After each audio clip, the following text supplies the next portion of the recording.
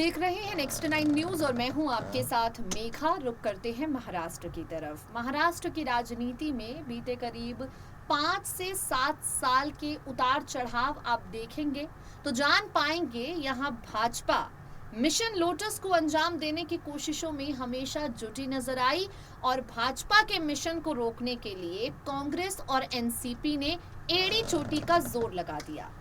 2019 का किस्सा आपको बताते हैं। 2019 में महज 2 दिन के लिए देवेंद्र फडणवीस मुख्यमंत्री बने थे और अजीत पवार उप मुख्यमंत्री। 2019 में एनसीपी 2 हिस्सों में बंट चुकी थी।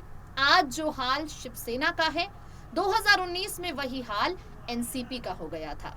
आज जिस तरह से लाचार उद्धव ठाकरे हैं, 2019 में शरद पवार वैसे ही लाचार हो गए थे, क्योंकि अजीत पवार उन्हीं की पार्टी के सदस्य, उन्हीं के परिवार के सदस्य ने कुछ विधायकों के साथ मिलकर देवेंद्र फडणवीस को समर्थन दिया था और भाजपा की सरकार बना दी थी।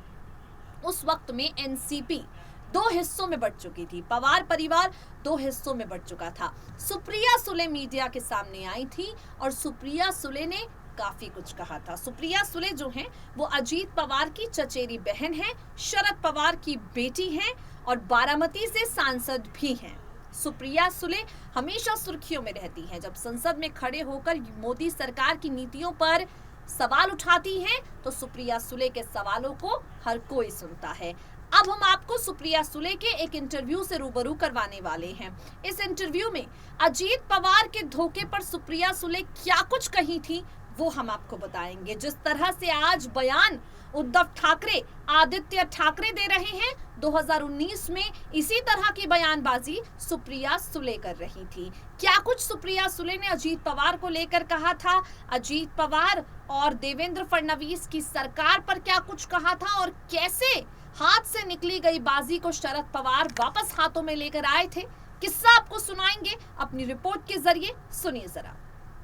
एनसीपी चीफ शरद पवार की बेटी सुप्रिया हमेशा सुर्खियों में बनी रहती है। आपको बता दें, सुप्रिया सुले सोशल मीडिया पर एक्टिव रहे या ना रहे, लेकिन महाराष्ट्र की राजनीति में सियासी उठापटक को लेकर अपने विचार हमेशा रखती हैं।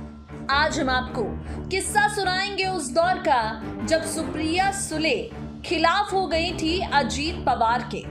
आप सब जानते हैं, महाराष्ट्र में 2019 में महज 2 दिन के लिए भाजपा और एनसीपी की सरकार बनी। एनसीपी के अजीत पवार के समर्थन को पाकर देवेंद्र फडणवीस भारतीय जनता पार्टी की तरफ से राज्य के मुख्यमंत्री बने। इस पूरे सियासी ड्रामे के बाद एनसीपी 2 हिस्सों में बंट चुकी थी। एनसीपी को लेकर एक हिस्सा अजीत पवार का समर्थन कर रहा था तो वहीं दूसरा हिस्सा शरद पवार के साथ था। उद्धव ठाकरे के साथ गठबंधन पर बात नहीं बनने के बाद देवेंद्र फडणवीस ने अजीत पवार से हाथ मिलाया। एनसीपी के कुछ विधायकों को लेकर अजीत पवार ने बीजेपी के साथ गठबंधन किया। देवेंद्र फडणवीस ने मुख्यमंत्री पद की शपथ ली और अजीत पवार राज्य के उप मुख्यमंत्री बने। इस पूरे मामले पर अजीत पवार को लेकर शरद पवार की बेटी सुप्रिया ने कुछ ऐसे बयान दिए जिसके बाद पवार परिवार में फूट साफ साफ आ गई। सबसे पहले सुप्रिया सुले व्हाट्सएप स्टेटस पर लिखती हैं, पार्टी एंड फैमिली स्प्लिट, यानी परिवार और पार्टी टूट गए।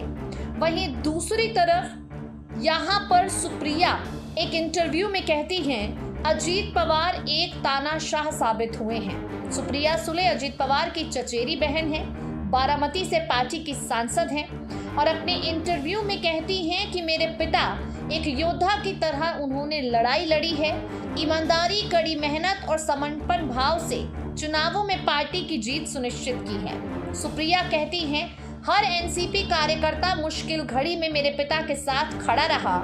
ऐसे में अजीत पवार की तरफ से बीजेपी के साथ मिलकर सरकार बनाने का कदम बड़ा झटका है। सुप्रिया ने कहा, मेरे पिता शरद पवार अजीत पवार के साथ नहीं हैं। बीजेपी की इस तरह की राजनीति ने जनता में डर और भय पैदा करने का काम किया है। सुप्रिया सुले ने एक झटके में साफ साफ कह दिया कि अजीत पवार ने बीजेपी के साथ हाथ मिलाकर सरकार बनाने का जो फैसला लिया, वो फैसला एनसीपी की रणनीति से बिल्कुल अलग है। इस फैसले के समर्थन में एनसीपी है ही नहीं। आपको बता दें, अजीत पवार ने 2019 में जो बगावत की थी, कुछ ही दिनों बाद उन्हें अपनी बगावत छोड़कर वापस शरद पवार के पास आना पड़ा, जिसके बाद देवेंद्र फडणवीस की सरकार गिर गई। सीधे तौर पर यह कह दिया था सुप्रिया सुले ने कि पार्टी और परिवार टूट चुका है। जब अजीत पवार को एहसास हुआ कि पार्टी और परिवार यकीनन टूट चुका है, अजीत पवार अपने परिवार के पास वापस आ गए और देवेंद्र फडणवीस को कड़ा झटका दे दिया।